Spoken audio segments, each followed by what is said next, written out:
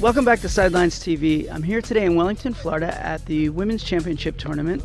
The WCT is really a fast-growing women's polo organization, and I'm lucky enough to have both Dale and Sunny here. How are you guys? Fantastic. Doing great. Fantastic. Fun day. It's free to be here. Great. I mean, everyone knows Sunny Hale, polo player extraordinaire, U.S. Open player. How has this event grown for you?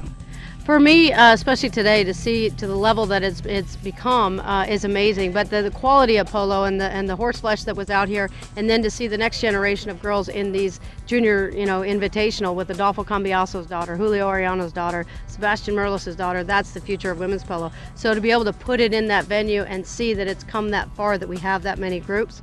We had 10 teams today, and they're from all over the United States. So I think for me to get to see that since starting it is just phenomenal. I would have to agree with you. For me, seeing both Mia and Hope on the same team, it's almost not fair. With glitters on the horses, little sparkles, and the dads over there sweating, handing them water and coaching. For me, because I played with a lot of those guys in the 26 goal, and so to watch them over there coaching their daughter playing in the league that I started, for me, that's just like as good as it gets. That is great. Dale, how do you see things growing? I think this is what polo was when polo was so spectacular, and I'm talking about back as far as the 1920s and 1930s, when there were huge crowds of people that came and watched polo in the United States, both indoor and outdoor. And the main reason for it was a fast game. It was a game of speed and pace and passing. And the reason that I'm here is because, in my opinion, women's polo today represents the traditional style of polo that I appreciated so much during my career and during from generations even before me. Some of the modern day polo has gotten to be a little bit trickier to watch, harder to follow. When you watch these girls play out here at this level and you see the speed and the running and the open game and the passing, that's something that I'm partial to, and that's something that, as far as I'm concerned, people can attach themselves to. It's a speed game, it's a dangerous game, and to watch these girls and their horsemanship and the quality of their horses, and to be playing at that level and that speed, it's what was originally beautiful about the game of polo and traditional about the game of polo.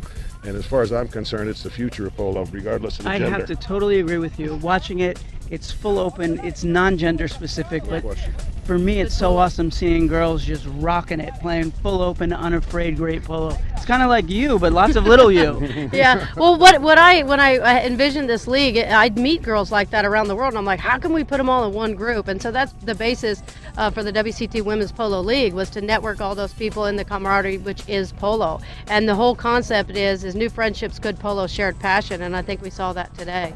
We really did, over several days, and it gets spread out all throughout Wellington. Everybody knew you were here. Well, that's good. It's hard to miss with all the girls in town. Yeah, so where do you go from here, Dale? The next big venue, as far as I'm concerned, is going to be the U.S. Open in Houston. Is that September? Yeah, in November. Or in November. Yep, and it's November. the second year of the U.S. Open. It ought to be an incredible, an incredible venue. Houston's a magnificent place, got a very nice club. That'll be the next thing, and then the WCT qualifiers will carry on, and we'll see the culmination of them again next year in April here. Great. Well, thank you guys for taking time with the sideline audience, and we're going to follow you, and things are just going to get better. Yeah. Please do. And for anybody that wants to follow the league, it's WCTWomen'sPolo.com, and you can kind of learn about women's polo, learn about the women's handicaps, but also follow the game locations where they're being played, and actually contact the clubs to go watch them. So that'll be fun to see how that works. Great. I really appreciate it. Thank you very much. Great. For Sidelines TV, I'm Rob Jordan.